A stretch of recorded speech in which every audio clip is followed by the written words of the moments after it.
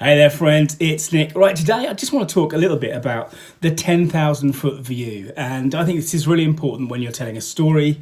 When I'm writing a novel, what I ideally want is I want to have a good idea of how the whole thing plots out before I start writing.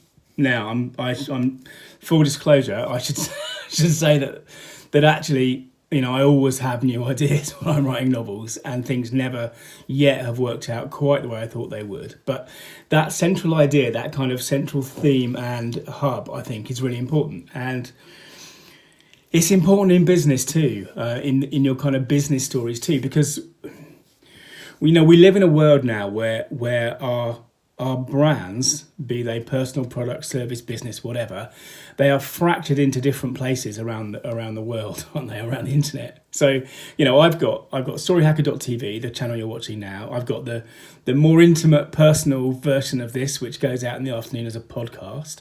I've got my storiesthatmeanbusiness.com consultancy website, which is, the platform from which I help clients deal with their core stories or their landing pages or their email marketing or whatever. And I've also got the social platforms, so you can very quickly end up with an awful lot of things in an awful lot of places. And, one of the things I saw often when I was running the agency, I've said elsewhere, we sort of end up telling stories without meaning to, and often those stories aren't particularly good ones.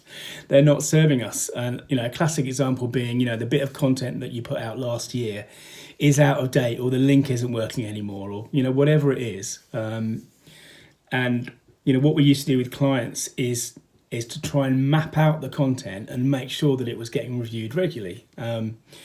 But first you need a map, right? So that's what I'm doing today. Because I put a tremendous amount of effort and work into building the Story Hacker brand in the last month or so. But while I've got comfortable putting out the content in the morning and the podcast in the afternoon, I need to just sit down with a piece of paper and a pen, basically, and map out all these relationships. Because what we want to do is, I want to treat attention, because we live in an attention world now, don't we? I want to treat the attention as the asset it really is, and just make sure that I'm giving people like yourself the best kind of journey, the best sort of flow. Because, a simple example, at the end of this video, you should see a round thing that would let you subscribe, or a link to another video which tells you more generally about Story Hacker. And my hope is, of course, if you don't subscribe at the end of this video, please subscribe. It will really help me out.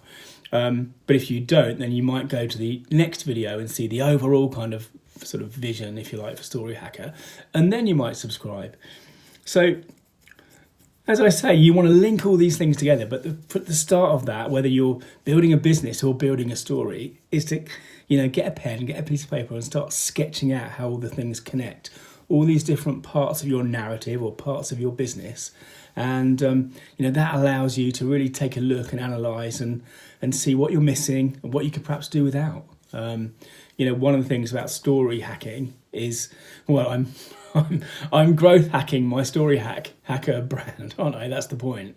And starting with this map will be the sort of the first piece of the puzzle, which will let me see what's working, what's not working, and do more of the good stuff and less of the bad stuff.